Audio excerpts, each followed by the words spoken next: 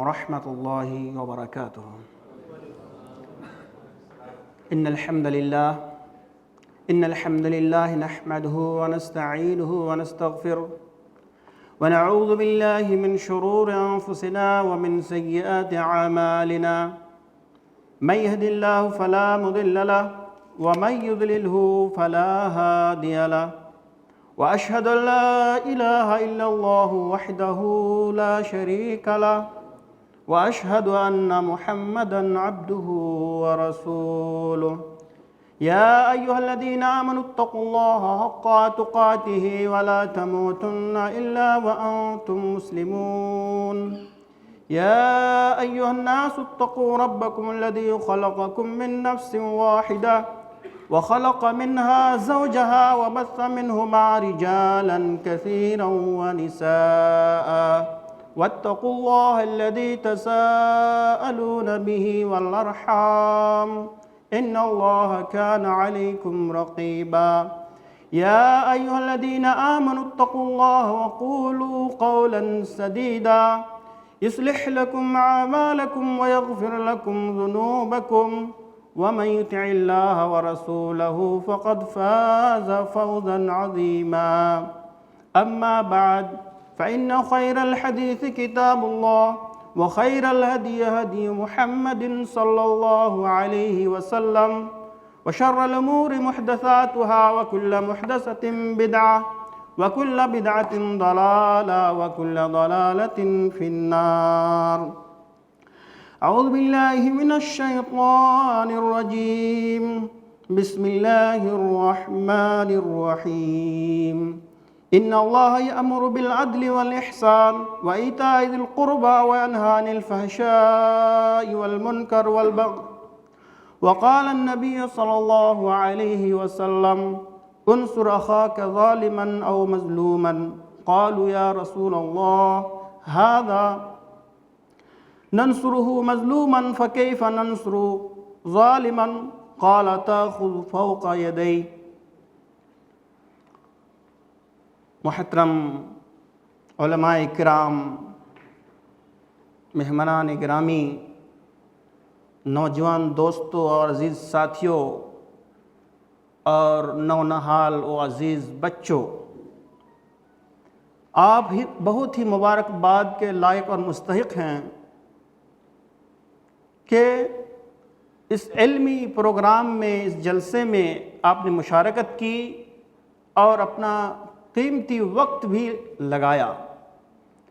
ہم اللہ سے دعا کرتے ہیں کہ اللہ تعالی ہم تمام لوگوں کی اس قد و کاوش کو، اس جلوس کو،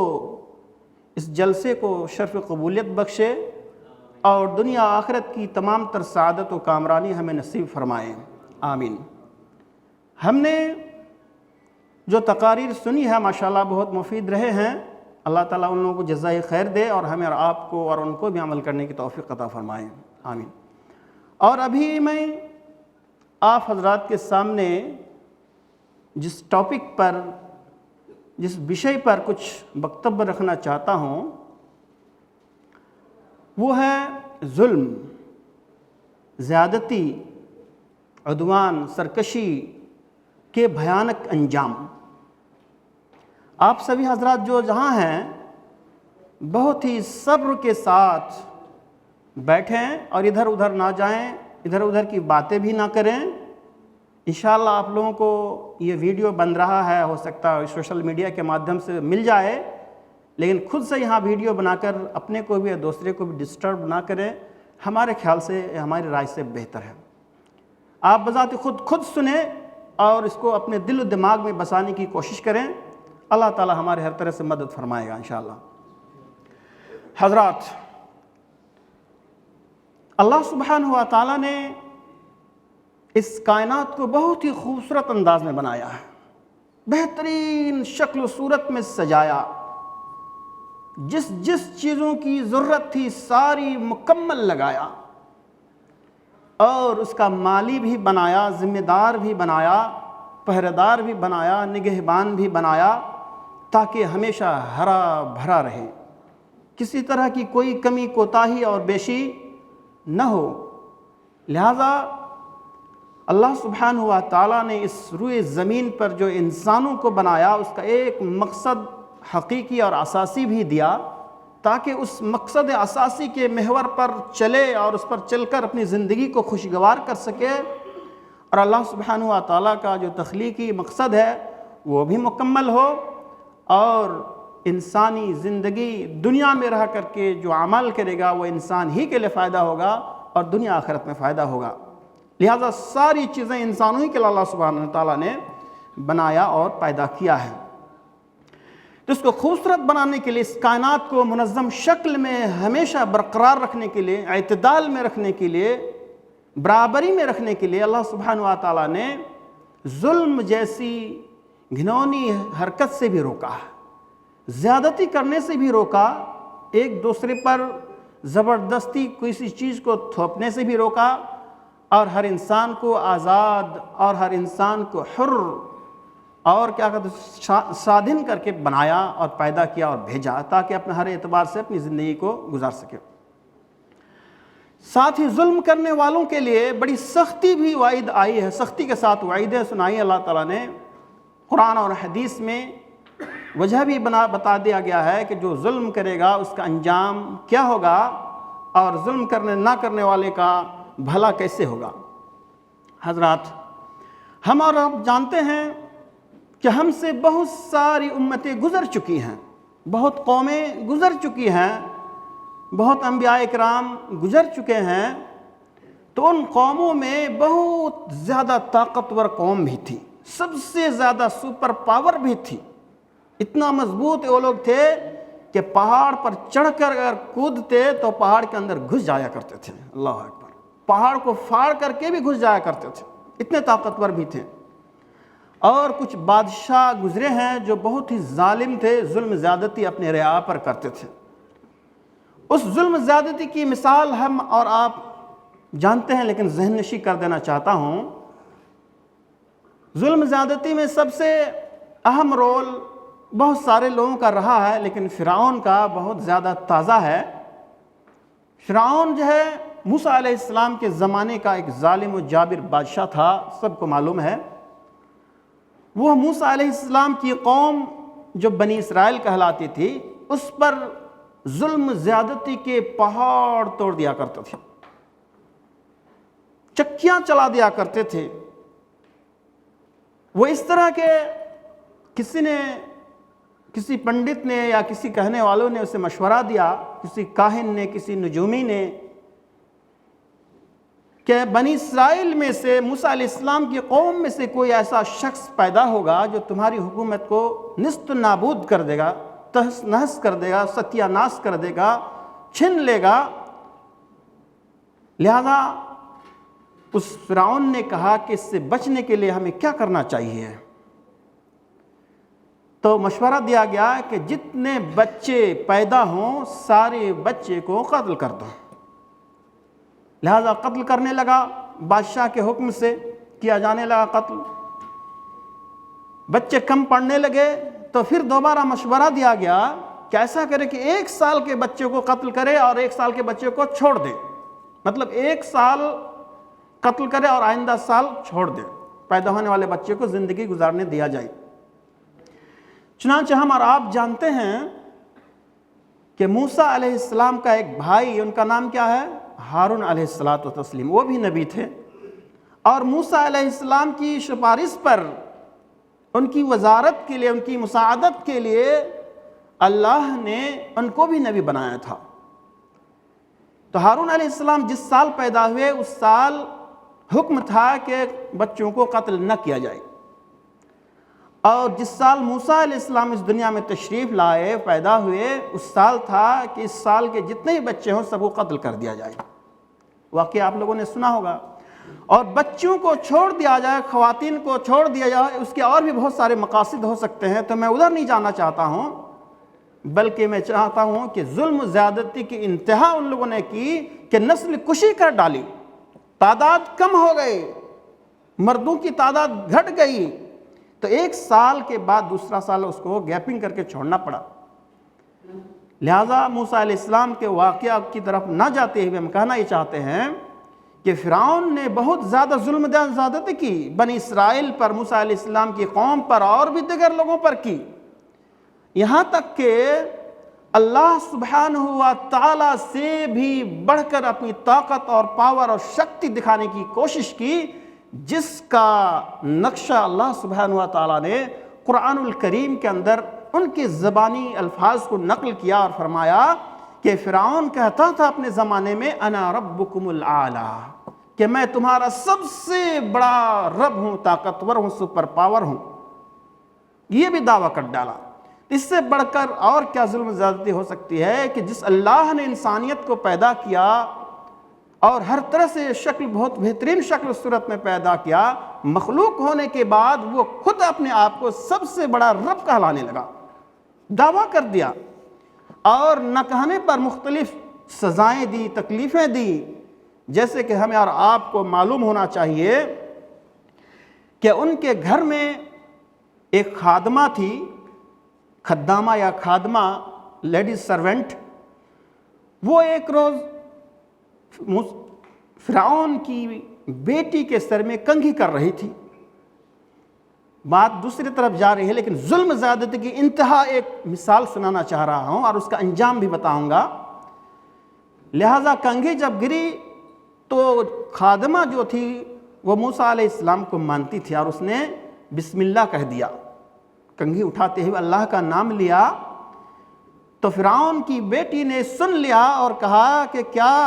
میرے باپ کے علاوہ بھی تیرا کوئی رب ہے جو تم نے اس رب کا نام لیا؟ تو کہا کہ ہاں بالکل ہمارا رب ہے، اللہ ہے، جو ہمارا رب، تمہارا رب اور تمہارا باپ فرعون کا بھی رب ہے۔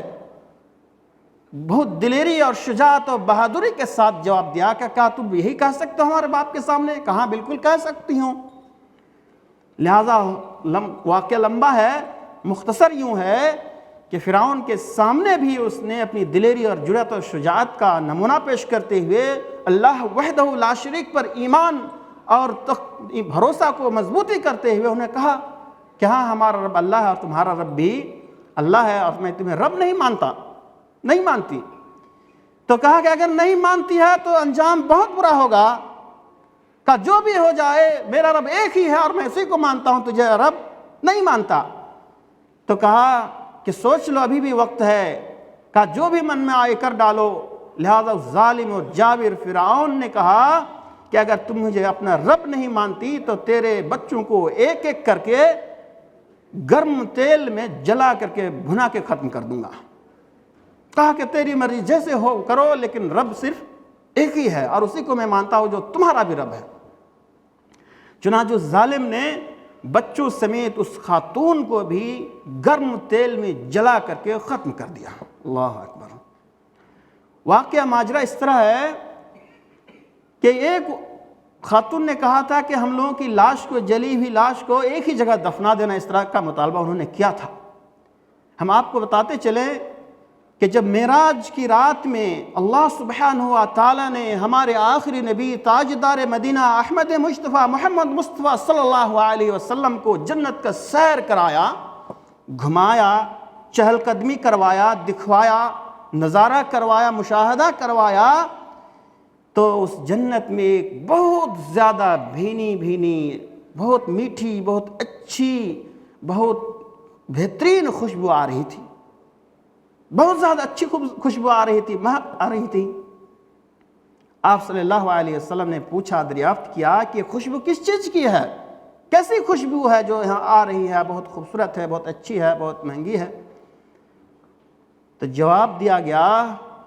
کہ یہ خوشبو ان بچوں اور اس عورت کی ہے جس عورت نے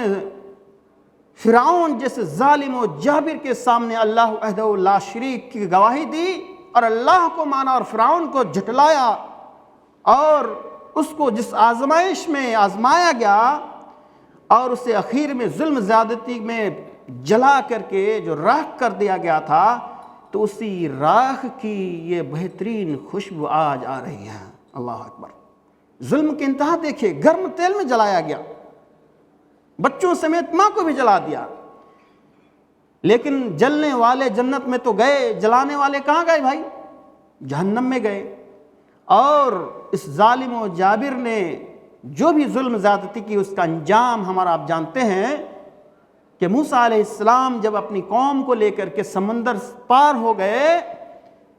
اللہ کے حکم سے لمبا واقعہ ادھر نہیں جانا چاہتا، تو فرعون بھی اپنی لاؤ لشکر کے ساتھ عجب میں، کبر میں، گھمنڈ سے چور، طاقت اور فورس پر بھروسہ کرتے ہوئے، اللہ کو ٹھکراتے ہوئے، گھوڑوں اور گدھوں اور جو بھی سواری تھے اونٹ کے اس پر بیٹھ کر کے اپنے لاؤ لشکر کے ساتھ سمندر میں اتر گیا۔ راستے بنے ہوئے تھے، اللہ تعالیٰ نے کہا سمندر تمہارا کام جو ہے وہ کر ڈالو، چنانچہ وہ سارے راستے بند ہو گئے، اور اس ظالم و جابر قوم کو اللہ تعالیٰ نے عبرتناک سزائیں دی کہ سارے کے سارے غرق آب ہو کے مر گئی، ان کا نام و نشان تک نہیں رکھا گیا۔ یہاں تک کہ ظالم و جابر فرعون جب اپنی موت کو آنکھوں کے سامنے دیکھ رہا تھا تو اس وقت اللہ تعالیٰ سے فریاد کر رہا ہے، اللہ آمنت برب موسیٰ و ہارون، اے اللہ اس وقت بھی میں موسیٰ علیہ السلام اور اس کے بھائی ہارون کے رب پر ایمان لانا چاہتا ہوں۔ اس نے اپنی موت کو جب دیکھا، قریب میں دیکھا، ظلم زیادتی کا انجام جب اپنے سامنے تازہ اور نقد حالت میں پایا تو واپس آیا، لیکن اس کا ایمان اللہ نے قبول نہیں کیا اور کفر کی حالت میں وہ دنیا کے لیے باعث عبرت بنا رہ گیا۔ آج بھی جب بھی کوئی انسان اس فرعون کی لاش کو دیکھتا ہے تو اس پر لعنت ضرور نازل کرتا ہے، ضرور لعنت بھیجتا ہے، اس کے لیے بد دعائیں ضرور کرتا ہے، اور لعنت اتنا بڑا کہ زمین نے بھی اس کو نہیں کھایا، کیڑوں نے بھی اڑایا نہیں، ہواؤں نے بھی اڑایا نہیں، آگ نے بھی جلائے نہیں، بلکہ عبرت کا سامان بنا کر کے اللہ سبحانہ و تعالیٰ نے اس دھرتی پر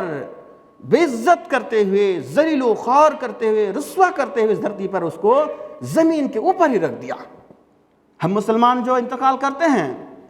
تو اللہ تعالیٰ نے ان کی عزت و آبرو کی حفاظت کرتے ہوئے لے سادہ کفن میں دفنانے کے لیے زمین کے اندر بہترین شکل و صورت میں دفنانے کا حکم دیا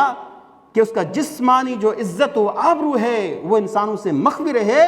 اور اس کا معاملہ اللہ تعالیٰ ہی سے ہو، لیکن اس ظالم کا انجام یہ ہوا کہ اس کو زمین کا گوشہ بھی نہیں ملا، 2 ہاتھ 3 ہاتھ زمین کی ٹکڑا بھی نہیں ملا کہ اوپر ہی تیرتا رہ گیا۔ یہ انجام رہا، اور قرآن نے اس کے ظلم و زیادتی کو بار بار بیان کرتے ہوئے پوری دنیا کی انسانیت کو سبق دلانا چاہا کہ تم بھی اگر ظلم زیادتی کرو گے تو تمہارے ساتھ بھی ایسا ہی انجام ہوگا۔ لہذا دوستو، جتنے بھی ظالم و جابر پیدا ہوئے کسی بھی زمانے میں، اس وقت موسیٰ علیہ السلام کی طرح ایک منصف اور عادل بھی پیدا ہوا، اور اس ظالم کو ختم کرنے کے لیے ہمیشہ ہر زمانے میں لوگ رہے اور تیار رہے، اور اس کو انجام تک پہنچا کر کے چھوڑا گیا۔ لہذا ہر ظالم کو اللہ نے تباہ برباد کیا، اور ہر مظلوم کی مدد کی اللہ سبحانہ وتعالیٰ نے، اور آج ان کا نام لیوا پوری دنیا میں موجود ہے۔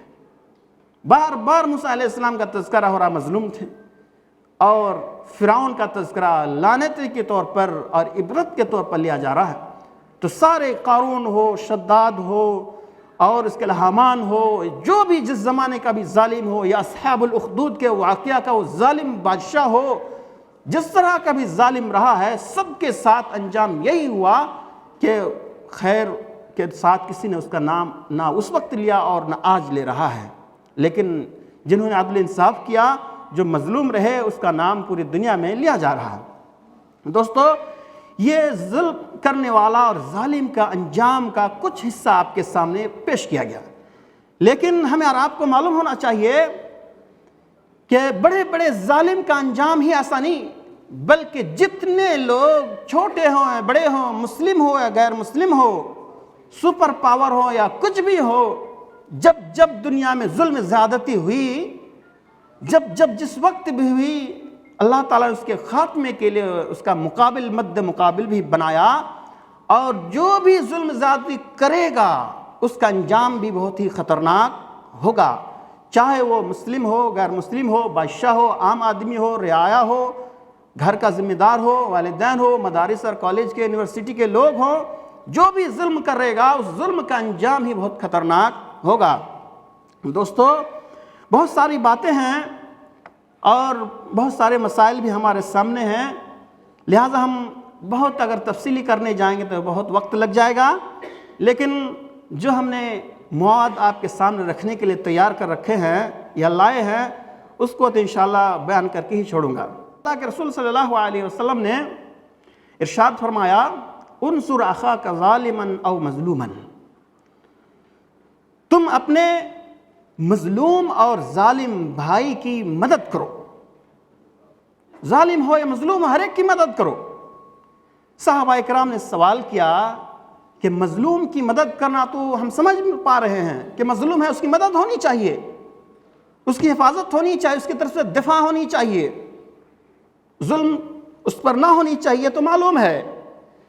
لیکن جو ظالم ہے اس کی مدد ہم کیسے کریں؟ تو آپ صلی اللہ علیہ وسلم کی زبان اطہر سے بہترین سلیوشن اور بہترین اس کا حل پیش کیا گیا ہے کہ ظالم کو بھی آپ اس کے ظلم سے روکیں، منع کریں کہ بھائی ظلم مت کرو، یہ غلط ہے،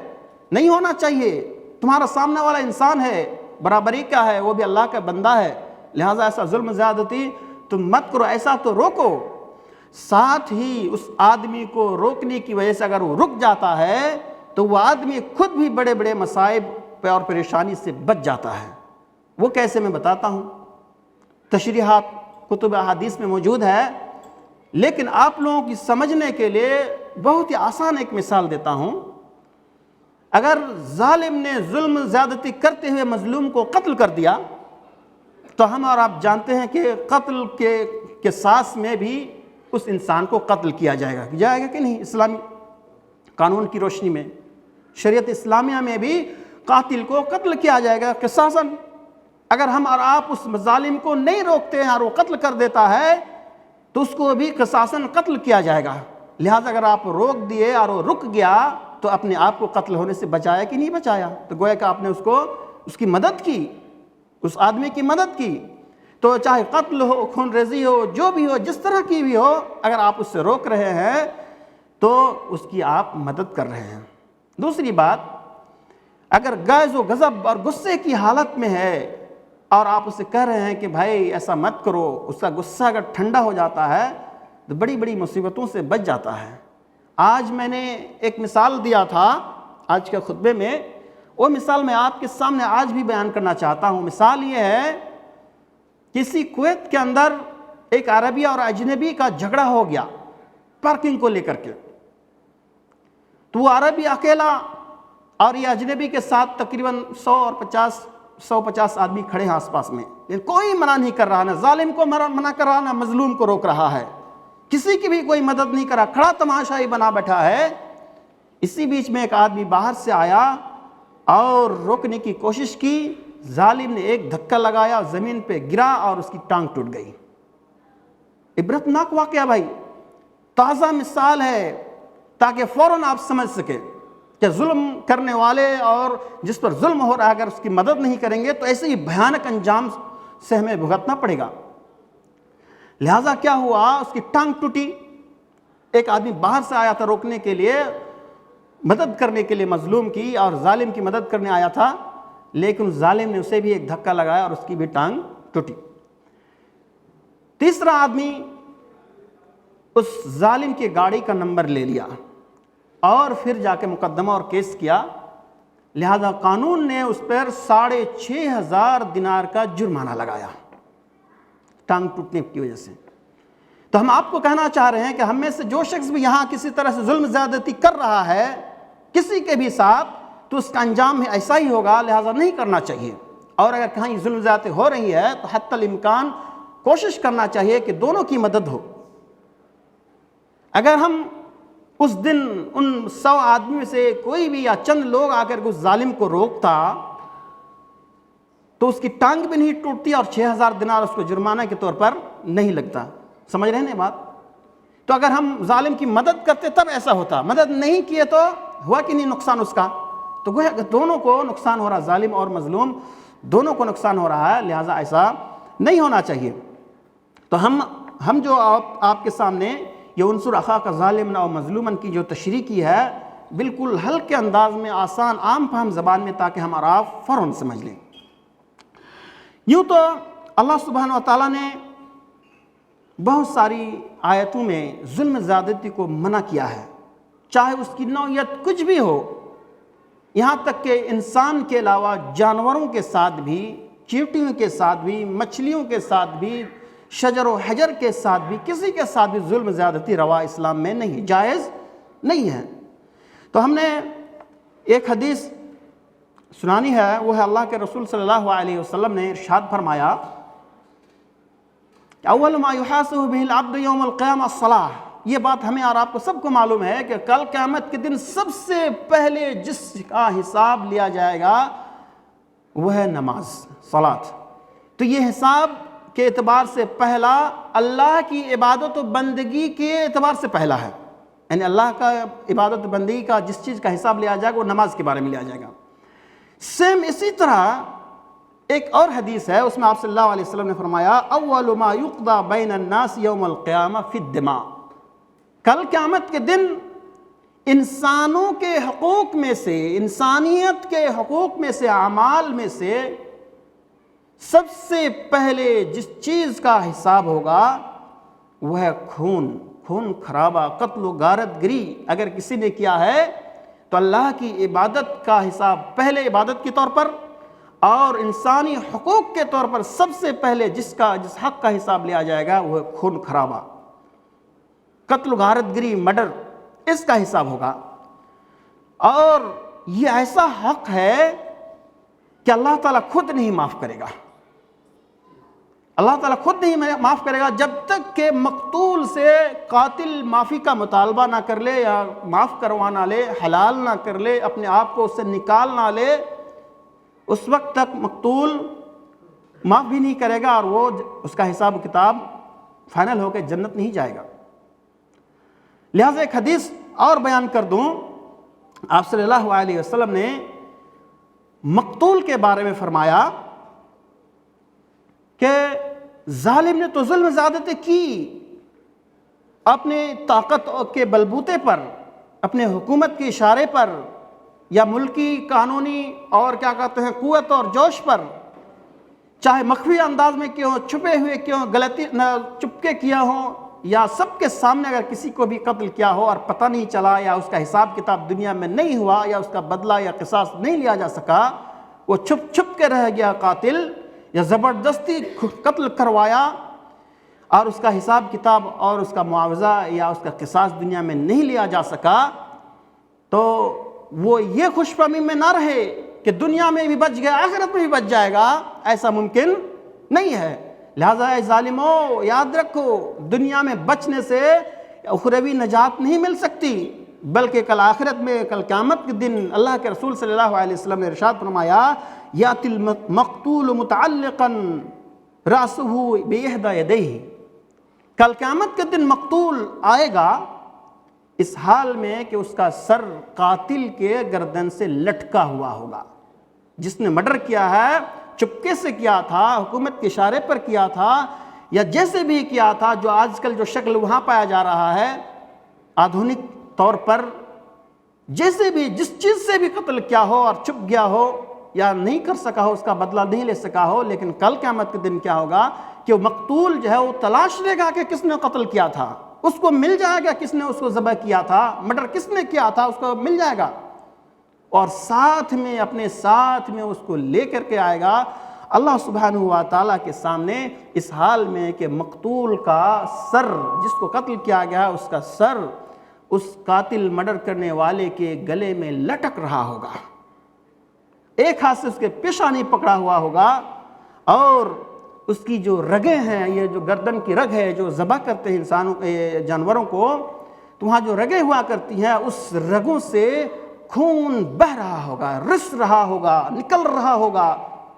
اس حالت میں لایا جائے گا، خود وہ لائے گا کہ اور اللہ سبحانہ و تعالیٰ کے سامنے پیش کرے گا، یہاں تک کہ اللہ کے عرش کے قریب تر لے کے آ جائے گا، اور اللہ تعالیٰ بھی اجازت دے گا کہ لے آؤ، عدل انصاف ہو جائے، اس ظالم کا حساب کتاب کر لیا جائے،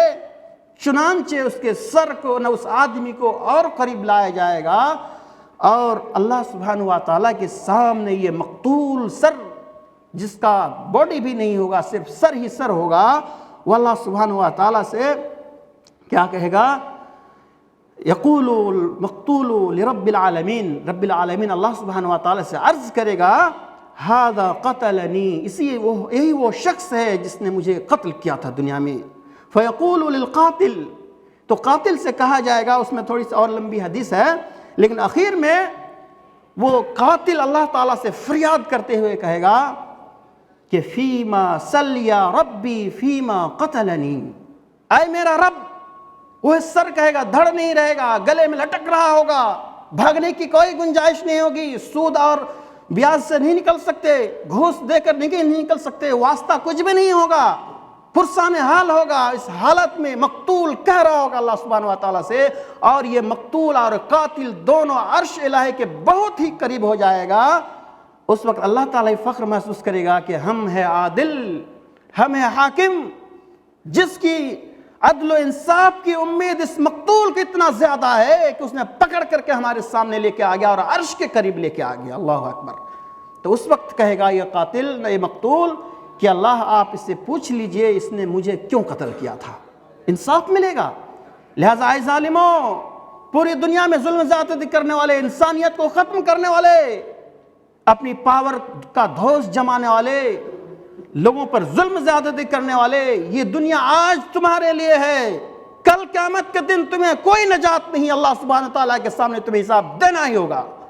چاہے وہ انسان مرنے والا کافر ہو، مشرک ہو، مسلمان ہو، یہودی ہو، نصاری ہو، کرسچن ہو، کچھ بھی ہو، مقتول کل حساب کتاب اللہ تعالیٰ کے سامنے اپنا لے لے گا۔ دوستو، یہ مظلوم اور ظالم کی بات سمجھنا چاہ رہے ہیں آپ لوگ، تو یہ مظلوم وہاں بھی فریاد کرے گا اور ظالم کا مواخذہ اللہ سبحانہ و تعالیٰ وہاں کرے گا۔ دوستو، ہم اور آپ صرف بڑے بڑے ظالموں کو دیکھ رہے ہیں کہ انہوں نے ظلم کیا، اور اسی کا انجام اللہ تعالیٰ دے رہا ہے، اس کا دنیا میں بھی انجام برا ہوگا اور آخرت میں بھی ہوگا، اتنا تو ہم لوگ سب کوئی سمجھ رہے ہیں۔ لیکن ہم میں سے بہت سارے لوگ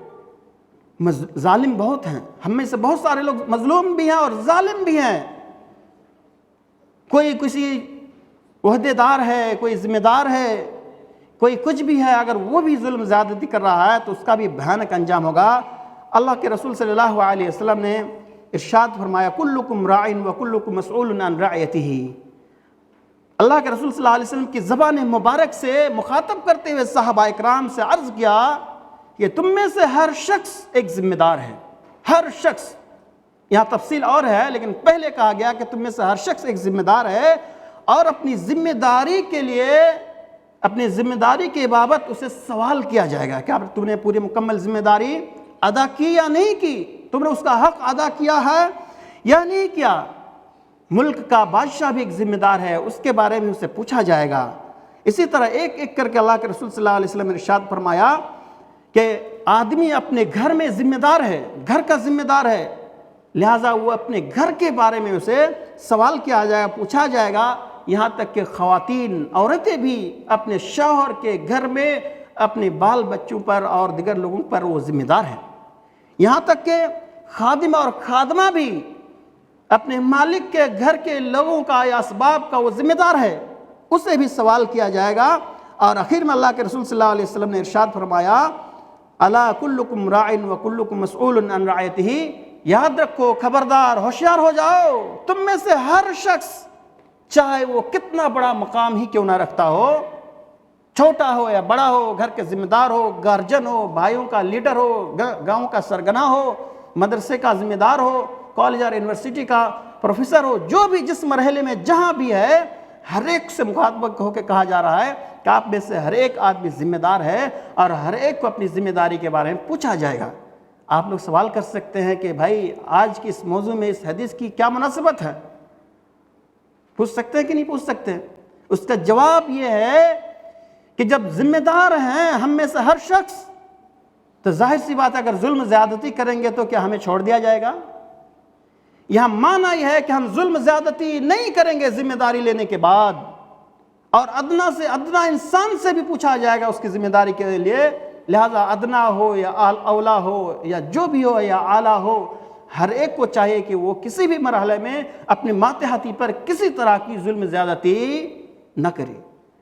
اسے پوچھا جائے گا اس لیے نہ کرے, اللہ کی شریعت ہے اس لیے نہ کرے, اور اگر کر رہا ہے تو اس کا انجام بھگتنا پڑے گا. یہاں تک کہ ہمیں سے ہر ایک کو جاننا چاہیے, اگر کسی کے پاس 2 بیوی ہو یا اس سے زائد ہو اور برابر کا انصاف نہیں کرتا ہو تو کل قیامت کے دن جو ہے وہ باعزت نہیں ہوگا, بلکہ اسے ذلیل اور رسوائی کا سامنا کرنا پڑے گا. اس کے کندھے اور سر جھکے ہوئے ہوں گے شرمندگی سے کہ اس نے بیویوں کے ساتھ بھی انصاف نہیں کیا تھا. تو بیویوں کے ساتھ اگر انصاف نہ ہو تو حساب ہوگا, تو عام انسان کے ساتھ انصاف نہیں ہے تو حساب ہوگا یا نہیں ہوگا؟ لہٰذا کرنا چاہیے حساب یا نہیں کرنا چاہیے؟ سب کو جو ہے اپنے طور پر صحیح طور پر چلنا چاہیے, اور اپنے رعایا کو کیا کہتے ہیں, رعایا کے درمیان عدل انصاف کرنا چاہیے, اور ظلم زیادتی کہیں بھی روا نہیں ہے, کہیں بھی جائز نہیں ہے. دوستو, اگر ہم اور آپ ظلم زیادتی کر رہے ہیں تو اس کا انجام ہمیں بھگتنا پڑے گا. اس کی ہم نے بہت ساری دلیلیں پڑھی ہیں, لیکن ہمیں کرنا کیا چاہیے؟ ہمیں کرنا یہ چاہیے کہ شریعت بالکل صاف اور شفاف ہے, واضح ہے, اس میں ساری چیزیں بالکل ایک ایک کر کے بیان کر دی گئی ہے کہ کون سا عمل کریں گے تو نیکی کا ہے, کون سا کریں گے تو گناہ کا ہے, اور کس میں اجر ثواب ہے, کس میں عقاب ہے, کس میں سزا ہے, ساری چیزیں بتا دی گئی ہیں.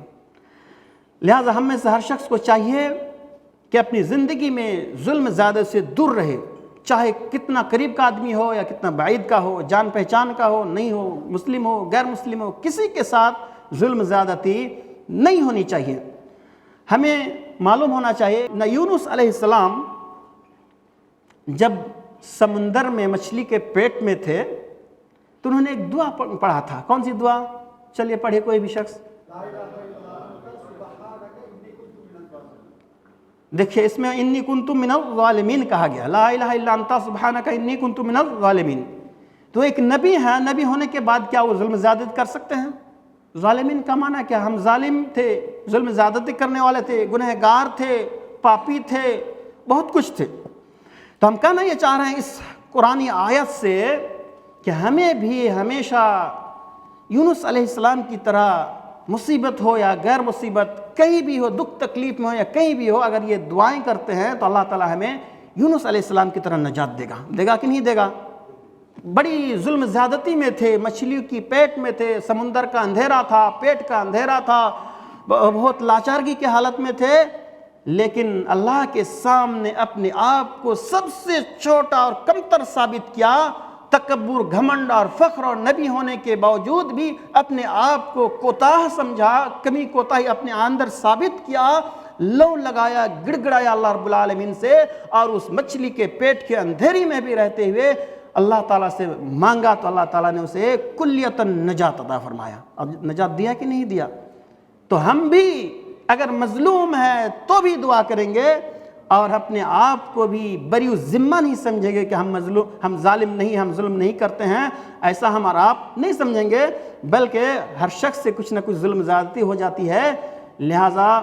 دنیا میں ہمیں آپ کو معلوم ہونا چاہیے کہ انسان جب اللہ کی طرف رجوع کرتا ہے, توبہ استغفار کرتا ہے, تو علماء کرام کی نگاہ میں توبہ کرنے کے لیے یا توبہ کی قبولیت کے لیے 4 شرطیں ہیں. کتنی شرطیں ہیں؟ یاد رکھیں گے, سوال کیا جائے گا, لیکن کتنی شرطیں ہیں؟ 4 شرطیں ہیں. تفصیل سمجھیے. اگر کسی گناہ سے توبہ کرنا چاہتے ہیں اور وہ گناہ اللہ کی ذات کے ساتھ جڑا ہوا ہے, یعنی اللہ کی عبادت و بندگی سے جڑا ہوا گناہ ہے,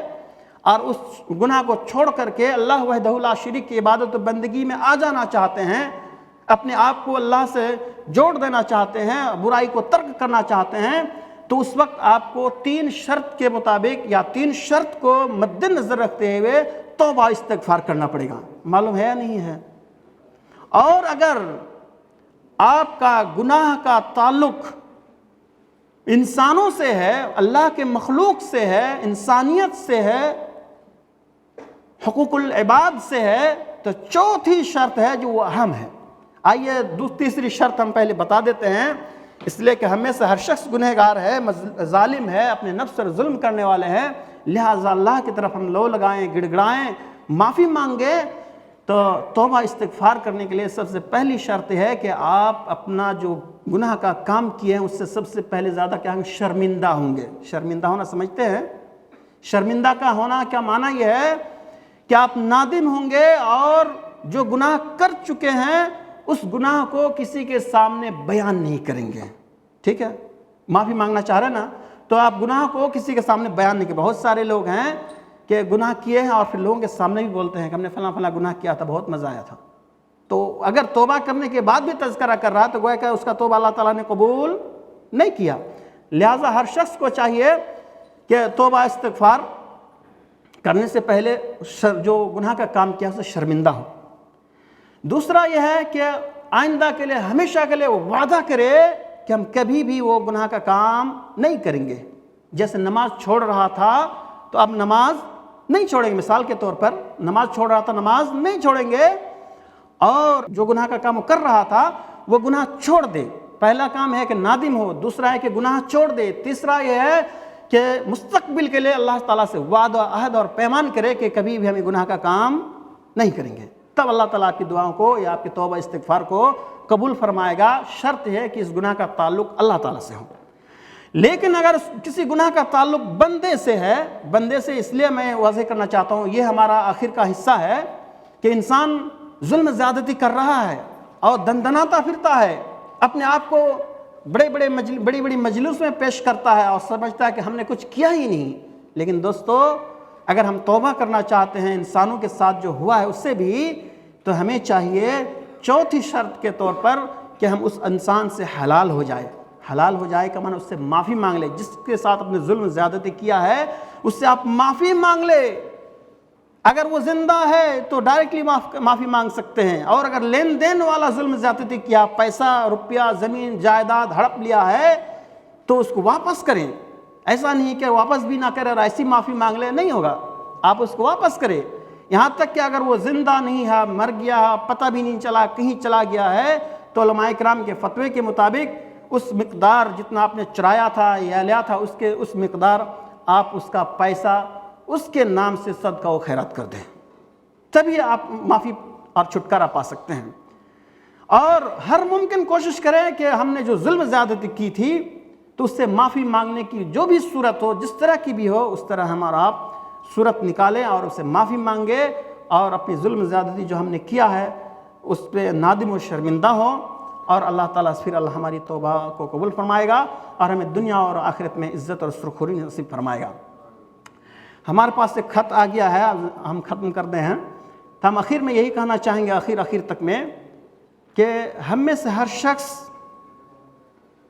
ظالم بھی ہے اور مظلوم بھی ہے۔ ہم میں سے بڑا ظالم تو نہیں ہو سکتا، چھوٹے چھوٹے ظالم ہیں، تو ہم توبہ استغفار اگر کریں تو اس سے معافی مانگ کے ہی توبہ استغفار کریں گے، تبھی ہمارا گناہ معاف ہوگا۔ انسانیت کے حقوق جو برباد ہوئے ہیں اس وجہ سے ہمیں معافی مانگنا پڑے گا، اور جو ایسے چھپے رہ جاتے ہیں وہ کل قیامت کے دن اس کا ضرور بضرور سے حصہ دینا پڑے گا، اس کا جواب دینا پڑے گا، حساب کتاب ہوگا۔ آخر میں ہم اللہ تعالیٰ سے دعا کرتے ہیں کہ اللہ سبحانہ و تعالیٰ دنیا کے اندر جتنے ظالم و جابر ہیں، اگر وہ ہدایت کے مستحق ہیں تو اللہ تعالیٰ اسے ہدایت نصیب فرما،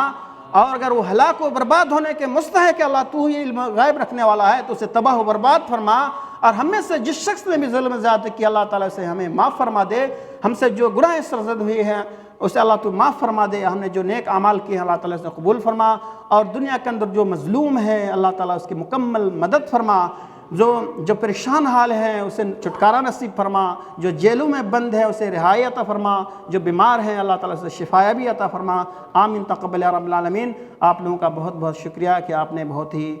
توجہ کے ساتھ ہماری بات کو سنا ہے۔ اللہ تعالیٰ سے دعا ہے کہ ہمارے اس بیان کو ہمارے لیے اور آپ کے لیے ذریعہ نجات بنائے۔ آمین تقبل یا رب العالمین۔ السلام علیکم ورحمۃ اللہ وبرکاتہ۔